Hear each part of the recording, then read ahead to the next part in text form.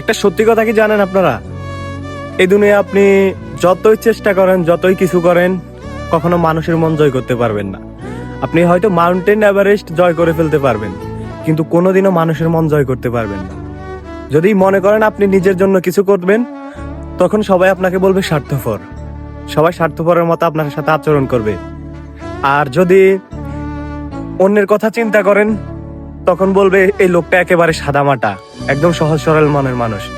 মানে এক কথায় বলতে গেলে আপনি কখনোই তাদের মন মতো হতে পারবেন না, কাউকে কখনো খুশি করতে পারবেন না। আবার ধরেন যদি আপনি কারোর সাথে হাসি খুশি থাকেন, তখন বলবে এই ছেলেটা হাসি খুশি অভিনয় করতেছে আমাদের সাথে। আবার যদি একটু রাগ করেন বা একটু অভিমানে থাকেন, তখন বলবে এই ছেলেটা নাটক করতেছে।